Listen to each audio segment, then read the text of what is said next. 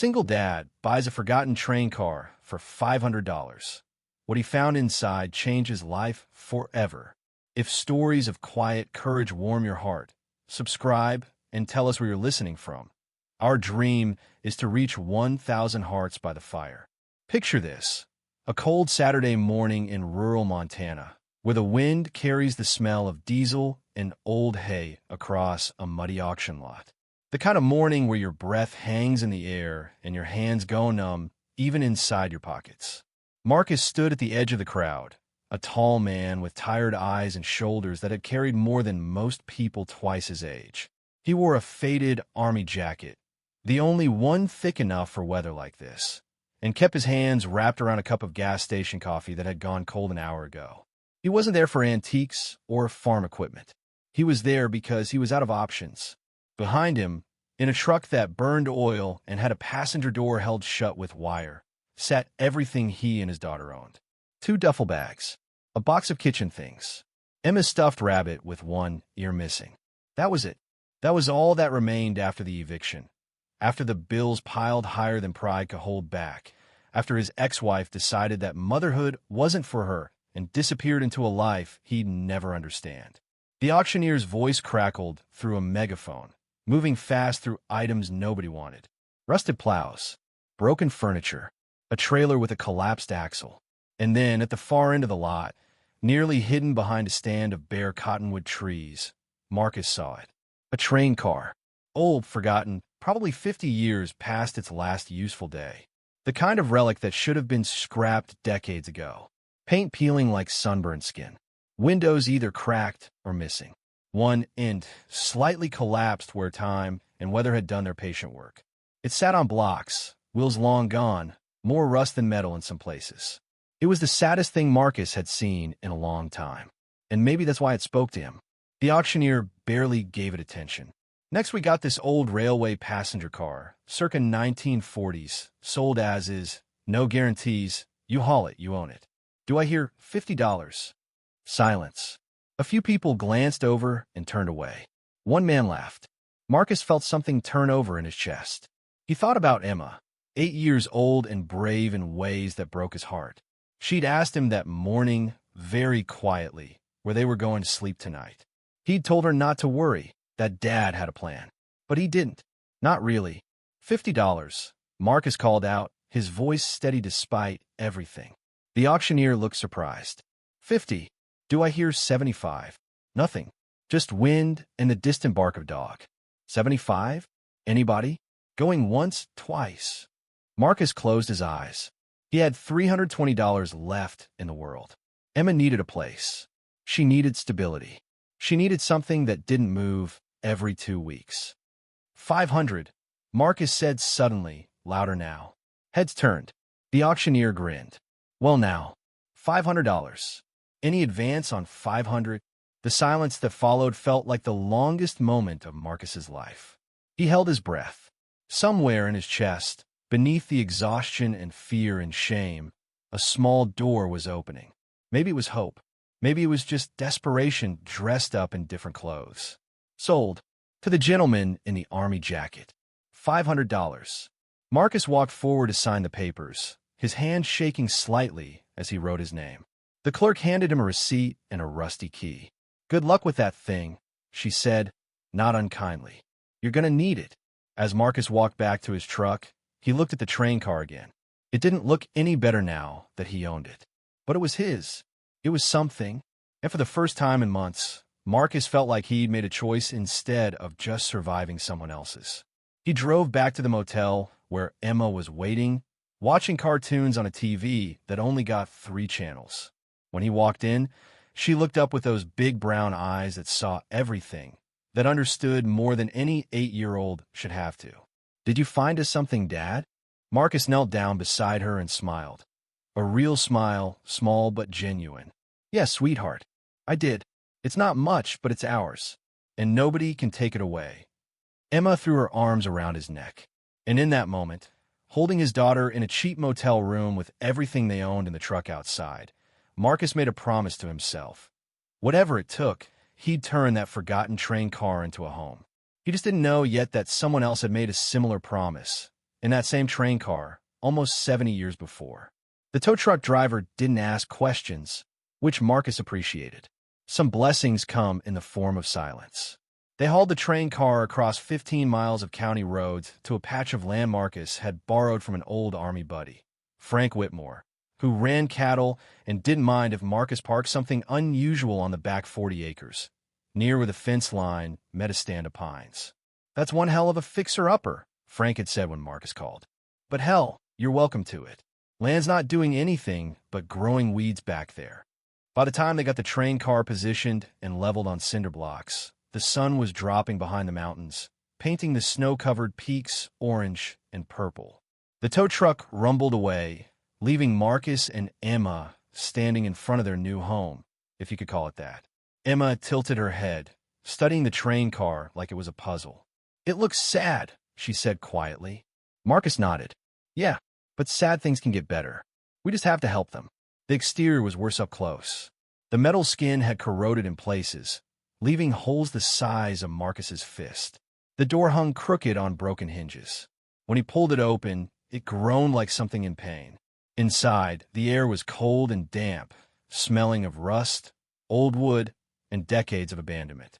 The passenger car had once been divided into small compartments, sleeping berths maybe, or private seating areas. Most of the dividers had rotted away or been stripped for salvage. What remained was a long, hollow space with curved walls and a ceiling that sagged in the middle. The floor was a patchwork of cracked linoleum and exposed boards. Several windows were shattered, letting in wind that moved through the car like a living thing. Emma stepped inside carefully, her small backpack on her shoulders, clutching her one-eared rabbit. She didn't complain. She never did. That was the part that hurt Marcus most. How quickly she'd learned not to expect much, not to ask for more than what was possible. "Can we make it warm?" she asked, her breath visible in the cold air. "We will," Marcus promised. "Tonight, we just make it through. Tomorrow, we start making it better." He'd stopped at a hardware store on the way and bought the basics with money he couldn't afford to spend. Plastic sheeting, duct tape, a propane heater, 2 sleeping bags, and a battery-powered lantern. He also grabbed a loaf of bread, peanut butter, and a gallon of water. Survival food. The kind you eat when there's nothing left to prove to anyone. Marcus spent the next 2 hours covering the broken windows with plastic, taping it as tight as he could manage. Every time he thought he'd sealed one draft, another would whisper from a different corner. The train car didn't want to be fixed. Not yet. It had been alone too long. Emma helped where she could, holding the tape, passing him tools from his small kit. She found a corner near what used to be a conductor's station and claimed it as hers. She laid out her sleeping bag, arranged her rabbit carefully on top, and pulled a coloring book from her backpack. When Marcus finally got the propane heater running, warmth began to spread through the car. Not enough to call it comfortable, but enough to take the edge off the cold. He made peanut butter sandwiches, and they sat cross-legged on sleeping bags, eating in the circle of lantern light. "Dad," Emma said between bites. "Yeah, do you think somebody lived here before?" Marcus looked around at the hollow, wounded space. "Maybe. Long time ago. This train car's older than your grandpa would have been. Do you think they were happy?"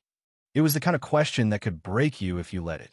Marcus set down his sandwich and pulled Emma close. "I think people find happiness where they can, sweetheart.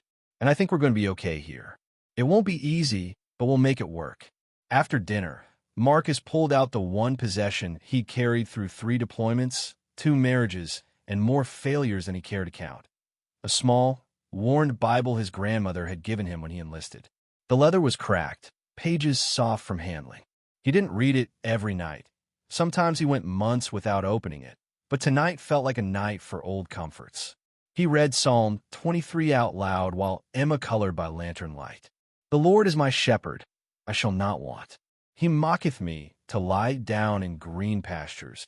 His voice was quiet, nearly swallowed by the sound of wind moving through cracks he hadn't found yet. But Emma stopped coloring and listened, and that was enough. When she finally fell asleep, curled up in her sleeping bag with the rabbit tucked under her chin, Marcus sat awake for a long time, listening to the train car settle around them.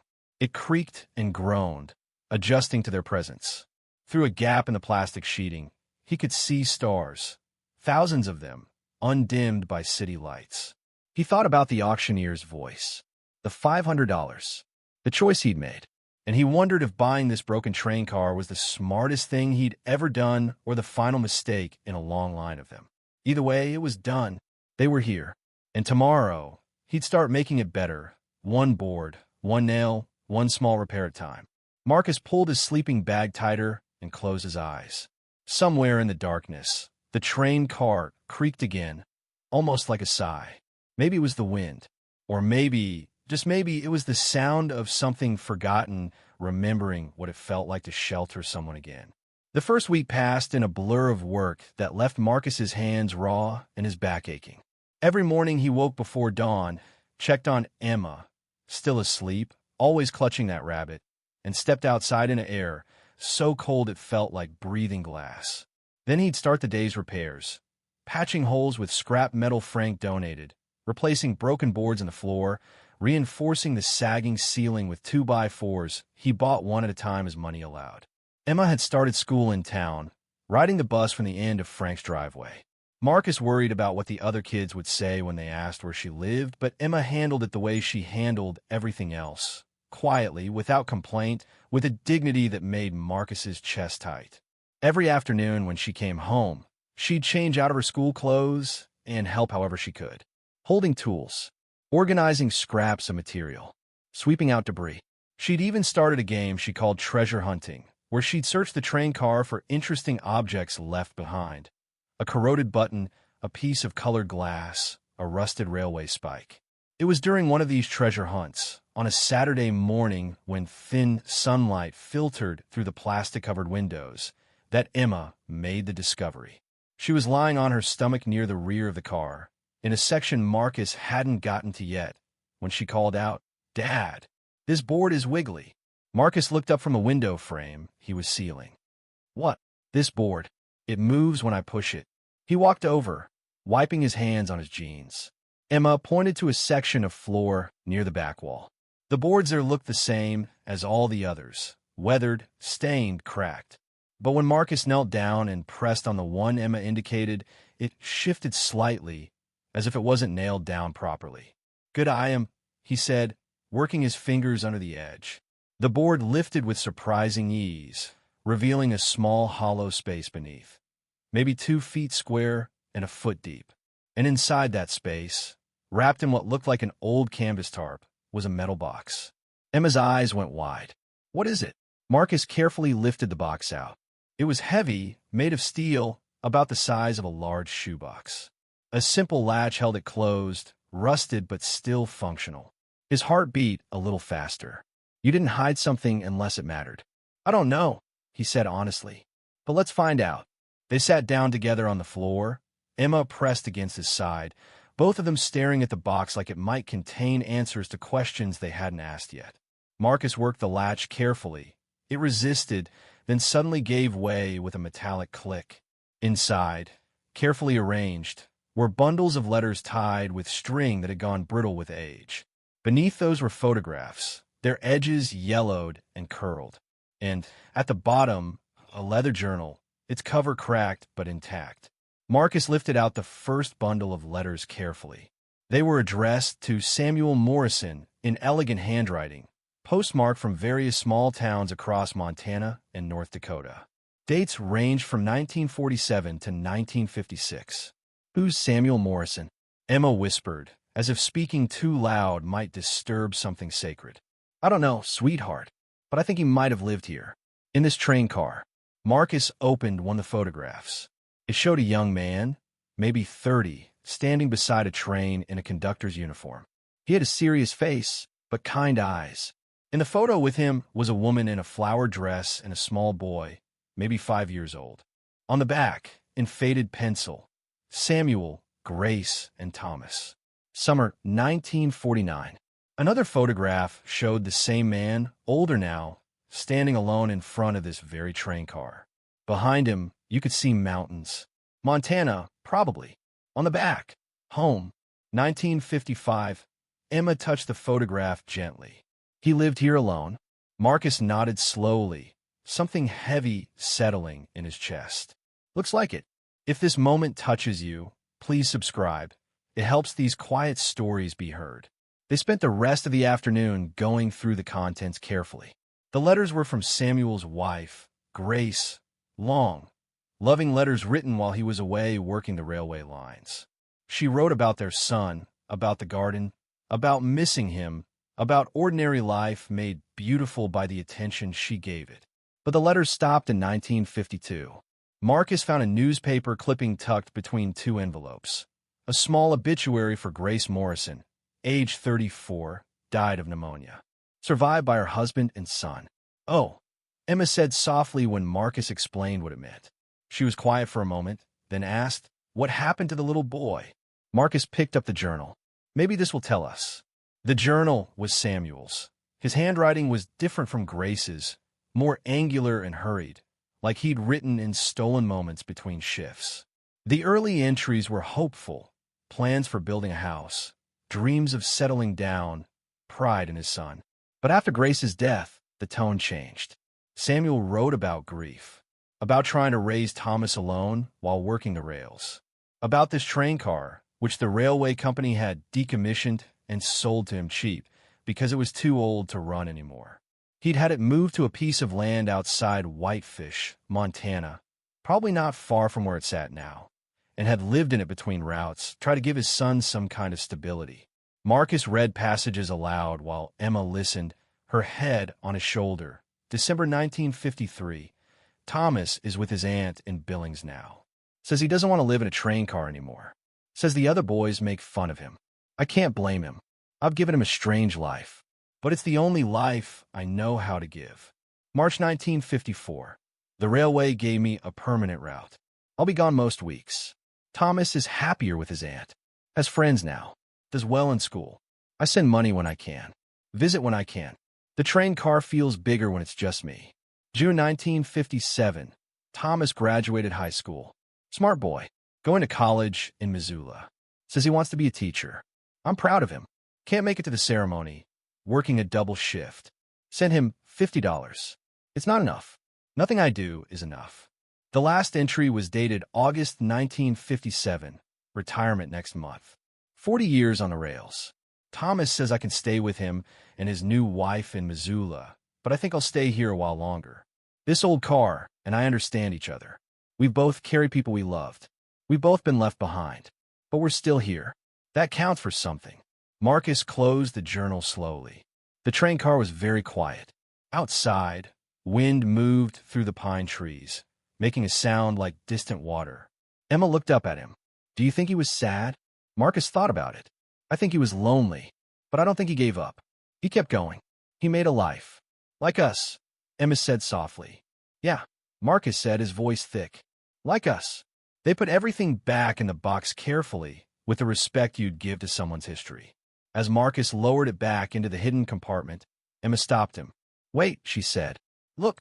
She was pointing into the hollow space.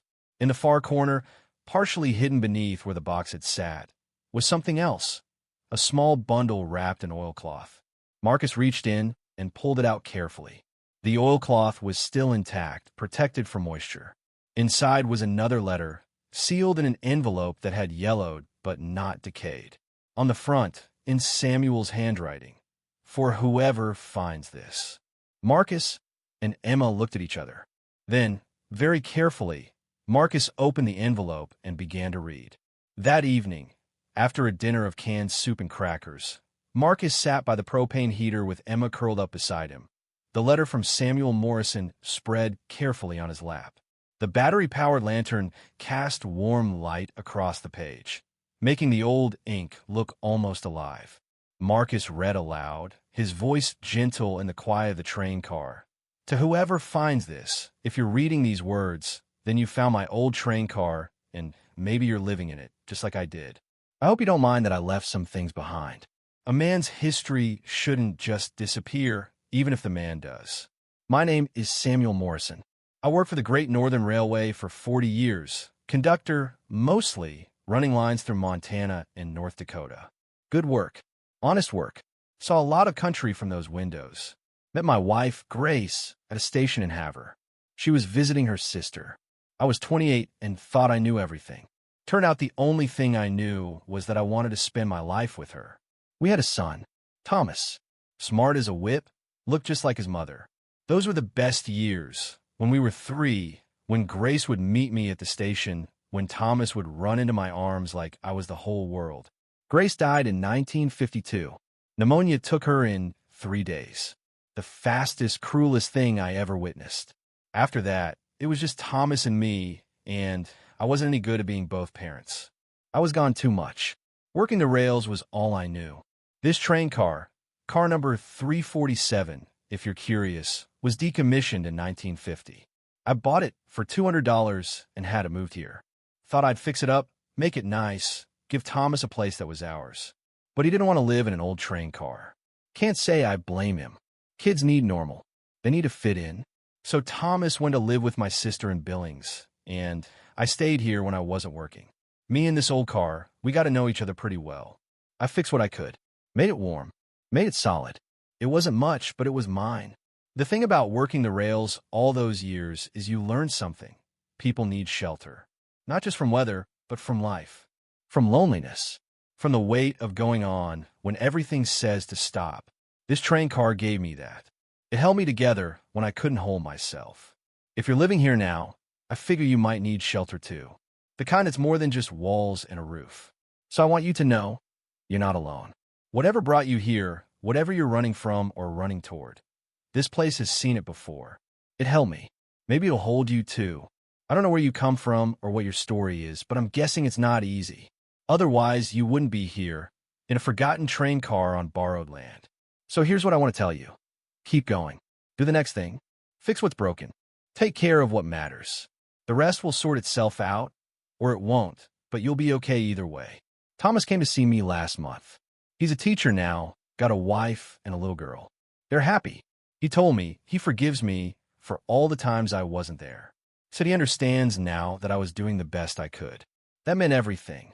I'm an old man now. Don't have many years left. But I had a good life. Not an easy one, but a good one. I loved a woman who loved me back. I raised a son who turned out fine. I worked honest work. I saw mountains and prairies and sunsets that would break your heart. They were so beautiful. If I could give you one thing, it would be this. Don't be afraid of starting over. Grace used to say that every morning is a new train leaving the station. You can get on it or you can watch it go. But if you get on, you might end up somewhere better than where you've been.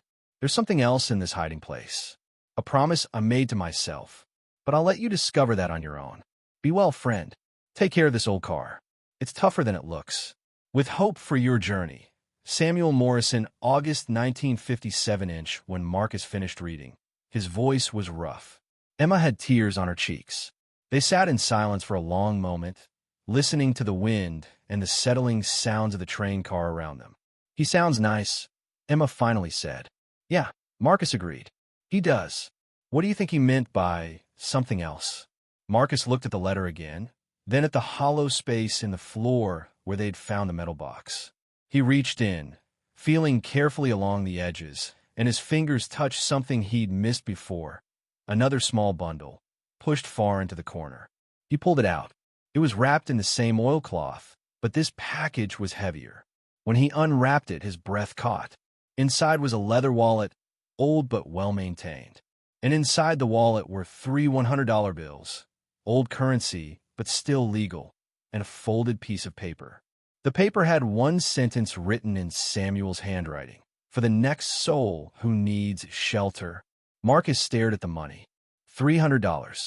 In 1957, that would have been significant. Today, it wasn't a fortune, but it was enough to matter. Enough for proper insulation. For glass windows instead of plastic. For wood stove. For a start. He left this for us. Emma whispered, touching the bills gently. Not for us specifically, Marcus said slowly, but for whoever needed it. He didn't know who. He just knew someone would. Emma was quiet for a moment, then said, That's really nice. Marcus nodded, something breaking and healing at the same time in his chest. Here was Samuel Morrison, a man he'd never met, a man who'd been dead for probably 20 years or more, reaching across time to help him. A stranger helping a stranger. A moment of grace left like a gift in the dark. Dad, Emma asked. Yeah, Em. Do you think Samuel would be happy that we're here? Marcus looked around the train car, at the plastic-covered windows, the patched walls, the sleeping bags on the floor, the propane heater glowing in the corner. He thought about Samuel living here alone, working the rails, raising his son the best he could, holding on when everything said to let go. Yeah, Marcus said, pulling Emma close. I think he'd be real happy. That night, after Emma fell asleep, Marcus sat up late with Samuel's journal, reading the entries by lantern light. He learned about Samuel's favorite routes, about the time he helped deliver a baby on a train during a snowstorm, about the mountains he loved, about the sound of wheels on rails that had been the rhythm of his whole life. And Marcus thought about his own journey, the army, the deployments, the failed marriage, the struggle to be the father Emma deserved. He thought about choices and chances, about how sometimes you end up in places you never planned to be. But sitting there in that old train car with his daughter, sleeping peacefully and a dead man's kindness warming his hands, Marcus felt something he hadn't felt in a long time. Gratitude. Not for the money, though that mattered, but for the connection, for the proof that compassion could survive time and absence, and all the ways the world tries to make you hard. Samuel Morrison had left more than money in that hiding place. He left hope, the belief that someone would come after him who would need exactly what he could give. And he'd been right. Marcus closed the journal and looked at Emma, her small face peaceful in sleep. Tomorrow, he'd use Samuel's gift to start making this place a real home. He'd fix the windows, insulate the walls, make it warm and safe and solid. But tonight, he just sat in the quiet, in this forgotten train car that was slowly remembering what it was built for, and whispered two words into the darkness. Thank you. The train car creaked softly in response. And maybe it was just the wind. But maybe, just maybe, it was Samuel Morrison saying, "You're welcome, friend. Now keep going." The weather turned 3 days after they found Samuel's letter. Marcus had been listening to the radio, a cheap transistor model that caught static more than stations, and the forecast mentioned a storm system moving down from Canada. High winds, heavy snow, temperatures dropping to single digits. The kind of weather that could kill you if you weren't prepared. He'd used some of Samuel's money to buy proper supplies. Thick insulation for the walls, real glass panes for 2 of the windows, weather stripping for the door, and a small wood stove he'd found at a yard sale for $60. The stove was old but solid, cast iron that had probably heated someone's cabin for 50 years. He'd spent 2 days installing it properly, running the pipe through a patch section of roof, sealing everything tight. When the first snow started falling on a Tuesday afternoon, Marcus was outside splitting what Frank had dropped off, dead pine, dry enough to burn clean. Emma was inside, doing homework, sitting at a small folding table they'd set up near the wood stove, wrapped in a blanket. "Dad," she called through the door. "It's snowing really hard." Marcus looked up. The sky had gone gray-white, and snow was coming down in sheets, the kind of heavy, wet flakes that piled up fast. The wind was picking up too, making the pine trees sway and creak. "Come, let me bring in this wood," he called back. They spent the next hour hauling armloads of split pine inside, stacking it against the back wall of the train car. By the time they finished, visibility had dropped to maybe 20 feet. The wind howled around the train car, finding every gap and crack Marcus hadn't sealed yet, making the whole structure shudder. Marcus checked his phone. No signal, common out here even in good weather. The radio was predicting the storm would last 2, maybe 3 days. "Looks like we're camping out," he said, trying to keep his tone light. "Good thing we got plenty of wood and food." Emma nodded, but he could see the worry in her eyes. She learned not to show fear, but she was still 8 years old, and this train car, for all the work they'd done, still felt fragile against the force of nature outside. That first night, the storm hit full force. Wind screamed around the train car, rocking it slightly on its cinder blocks. Snow piled against the walls, drifting 3 feet high on the north side. The temperature inside dropped despite the wood stove burning hot, and Marcus had to feed it constantly to keep the space even remotely warm.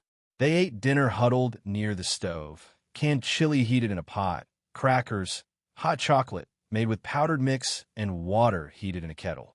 Emma was quiet, listening to the storm rage outside, and Marcus told her stories to distract her. Stories about when he was deployed, about the good times, about buddies he'd served with, about places he'd seen. He left out the bad parts.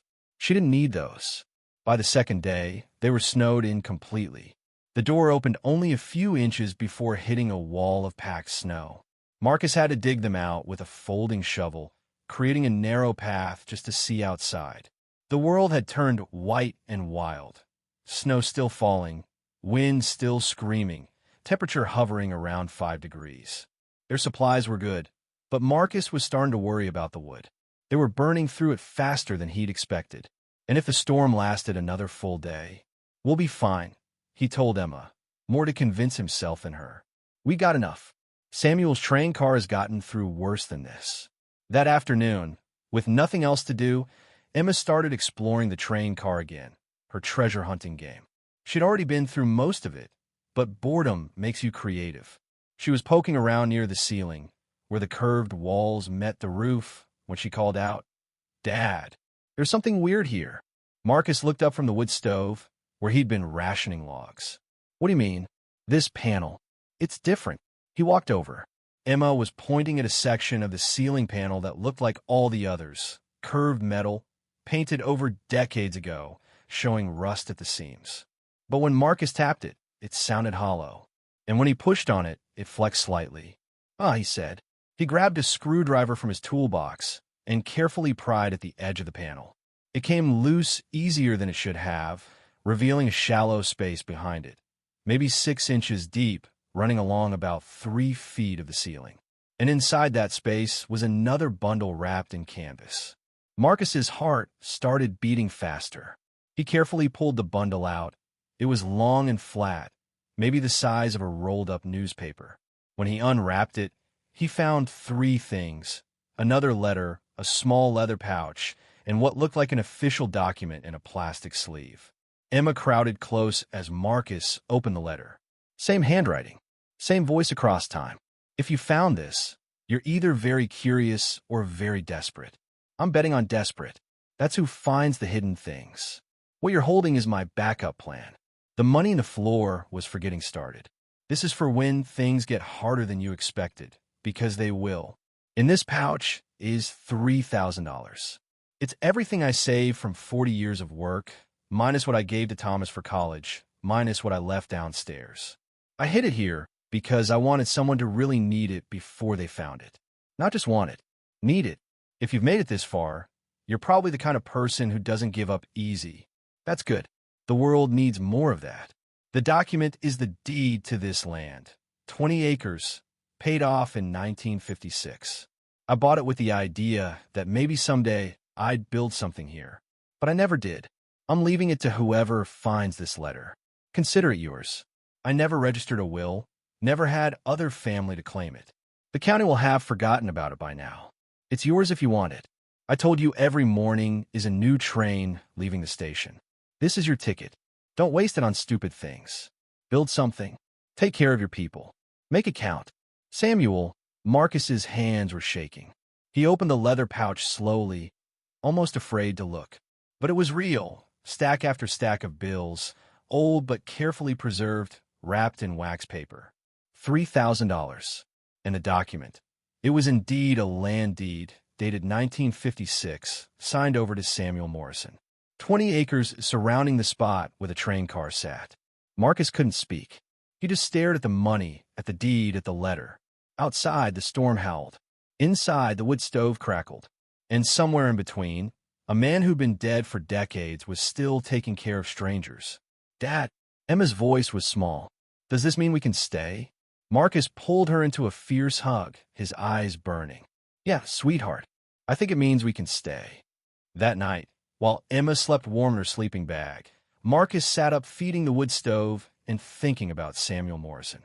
About the layers of kindness he'd hidden in this train car, like seeds planted in soil, waiting for the right person to water them. $3,000 wouldn't solve everything. It wouldn't erase the past or guarantee the future. But it was enough to insulate properly, to get through winter to buy time while Marcus found real work. And the land, 20 acres, that changed everything. They weren't squatting anymore. They weren't just surviving. They had a foundation. Marcus thought about the letter Samuel had written to Thomas's teacher once, which had been tucked in the journal. I may not be able to give my son much, but I can teach him that kindness is never wasted, even when you can't see where it lands. I see where it landed, Samuel, Marcus whispered to the darkness. And I swear I'll pay it forward. The storm broke on the third day, leaving behind a world buried in white and a sky so blue it hurt to look at. Marcus dug them out, and Emma played in snow drifts taller than she was, laughing for the first time in weeks. And the train car, that forgotten piece of railway history, stood solid and warm against the cold, a shelter that had remembered its purpose, handed down from one struggling soul to another, across decades and silence, and the simple, stubborn belief that someone, somewhere, would always need a place to start again. Spring came slowly to Montana, the way it always does, reluctant, testing the ground before committing. Snow melted in patches, revealing brown grass that would green up in time. The mountains kept their white caps, but the valleys started breathing again.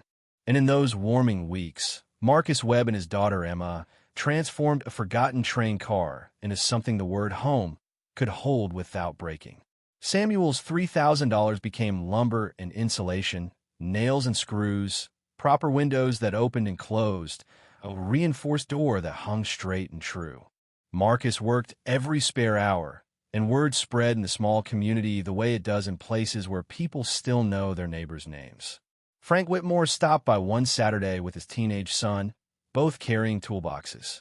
"Heard you could use a hand," was all Frank said, and they spent the day helping Marcus frame out a small addition. Just 8 by 10 feet, but enough for Emma to have her own room with a real door and a window that looked toward the mountains. The next week, a woman named Margaret showed up with her husband.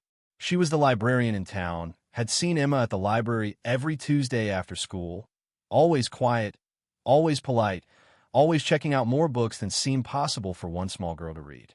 "My husband does electrical work," Margaret said, holding a casserole dish that smelled like heaven.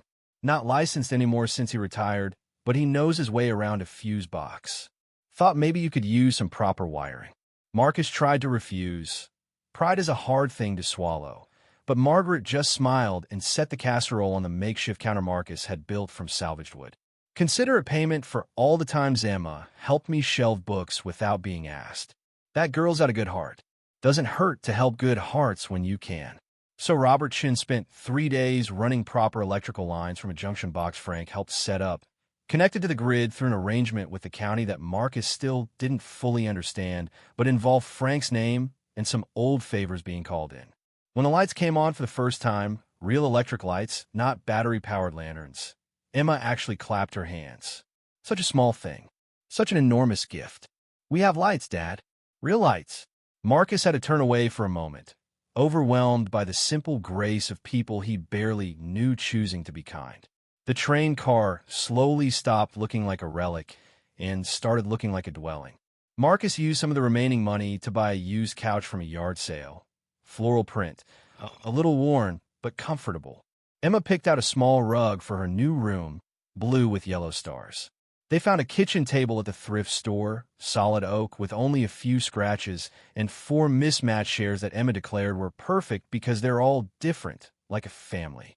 Marcus got a job at Whitmore's Hardware in town, Frank's nephew's store, stocking shelves, helping customers, learning inventory. It didn't pay much, but it was steady, honest work, and Marcus could walk him to school on his way in most mornings. For the first time in longer than he could remember, Marcus had a routine that didn't feel like survival. Wake up when the sun hit the windows. Make coffee on the little propane stove they still use for cooking. Get Emma ready for school. Walk the half-mile to Frank's driveway where the bus picked her up. Work a full shift. Pick Emma up from the after-school program at the library. Come home to the train car. Make dinner. Help with homework. Read together. Sleep. Simple. Ordinary. Beautiful in its steadiness.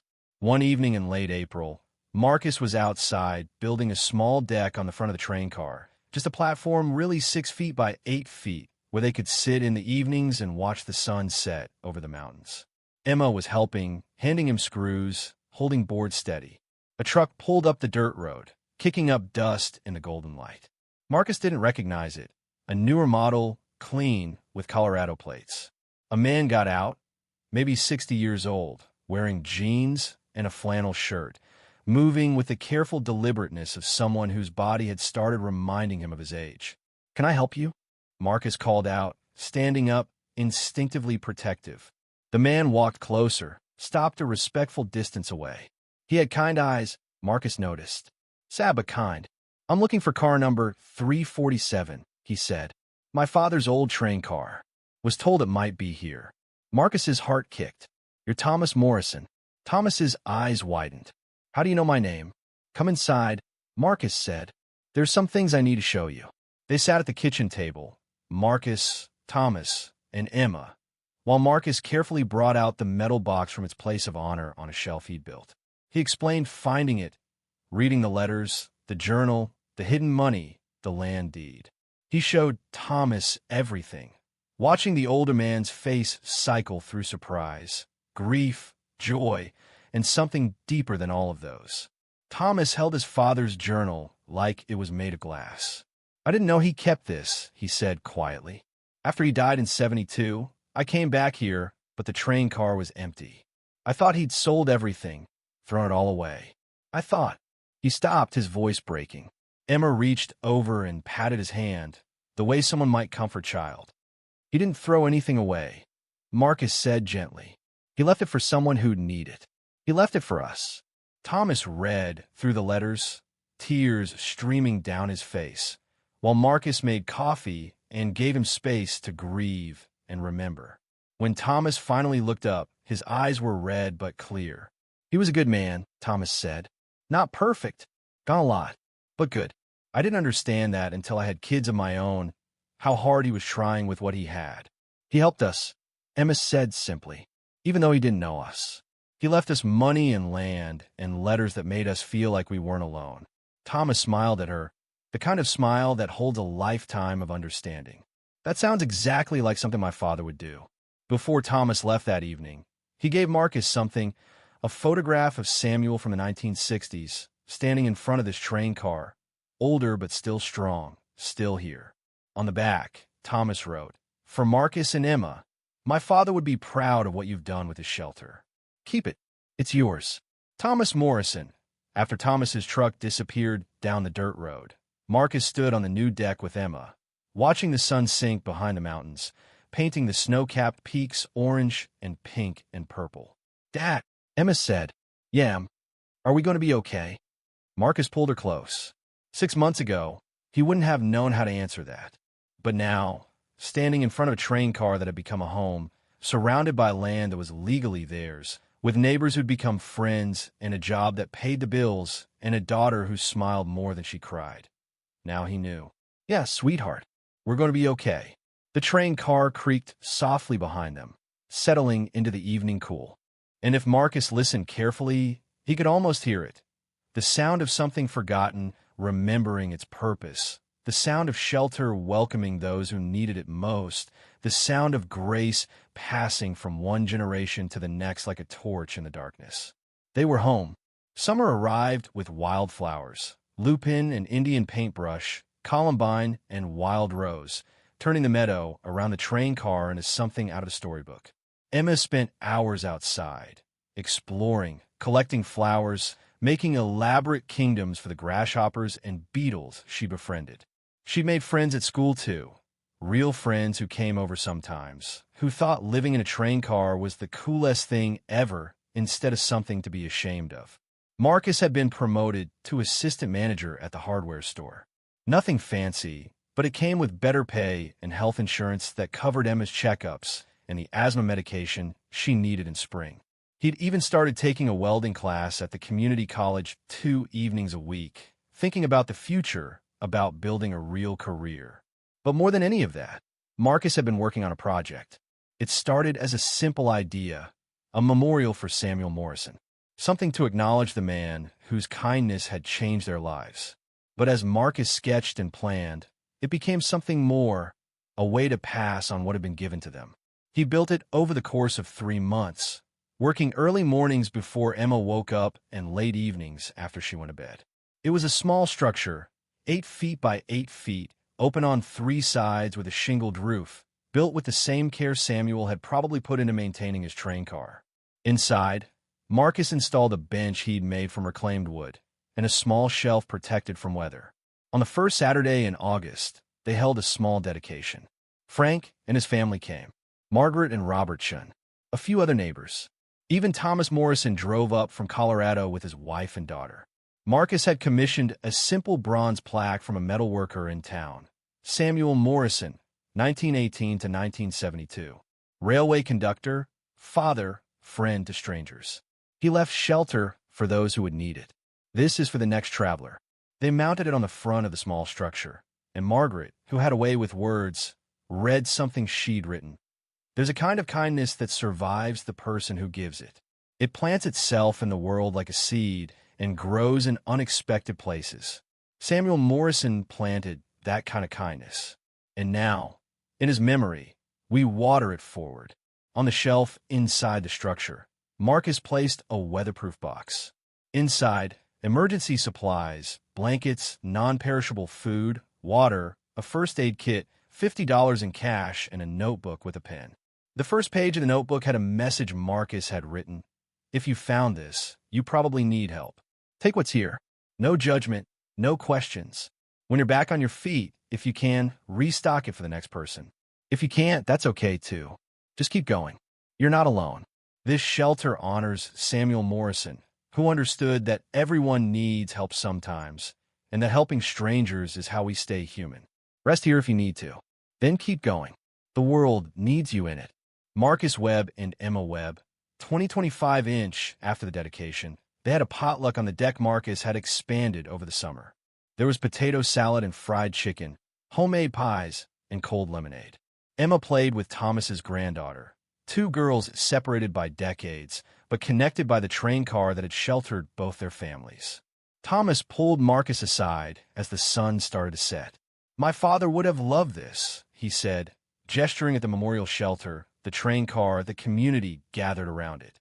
He always said that the best thing about working the rails was watching people find their way home. That's what you've done here. Found your way home and made it possible for others to find theirs. "I couldn't have done it without him," Marcus said. "Without what he left behind." "No," Thomas agreed. "But he couldn't have done it without you either. You're the one who found it, who honored it, who passed it on. That's the part that matters." That evening, after everyone had gone home and Emma was asleep in her real room, with a door and a window and walls covered in drawings and star charts and photos of friends, Marcus sat on the deck with a cup of coffee and Samuel's journal. He'd started keeping his own journal, following Samuel's example. Nothing fancy, just observations and thoughts, the small moments that made up a life. Emma learning to ride a bike on the dirt road. The first time she called a train car home, without any hesitation. The day Frank offered to help Marcus buy the old welding equipment from the hardware store it cost. The evening Margaret mentioned that Emma had asked about college, even though she was only 9, because Dad says planning is important. Marcus wrote, August 10th, 2025, 1 year since we moved into Samuel's train car. Emma's growing like a weed, already grown out of the clothes we bought in spring. She wants to plant a garden next year. Says Samuel would have liked that. She's probably right. I think about him a lot, about how he lived alone in this train car, working hard, making the best of what he had, and still found ways to be generous. Still left gifts for strangers. Still believed the world had people in it worth helping. I want to live like that. I want Emma to grow up knowing that's possible, that you can struggle and still be kind, that you can have almost nothing and still give something away, that the hardest parts of life don't have to make you hard. Thomas told me his father used to say that the rails taught him everyone's traveling somewhere. Some people are running towards something. Some are running away. But everyone's moving. Everyone's trying to get somewhere better than where they've been. I think we're there now. Somewhere better. Not perfect. We still have tight months, still have repairs that need doing, still have days that are hard. But we're here. We have a home. We have people who care about us. We have a future that looks possible instead of terrifying. And we have this train car. Car number 347. Samuel's home. Our home now. Shelter that's been passed from hand to hand like a promise. You're not alone. Keep going. Someone believes you matter. I'm going to make sure that promise keeps going. The memorial shelter is a start, but I want to do more. Maybe one day Emma and I will fix up another old building, another forgotten place, and leave it for someone else who needs it. Maybe that's how we pay Samuel back, by doing for someone else what he did for us. Grace passed down. Shelter multiplied. Kindness that survives the people who give it. That's a legacy worth leaving.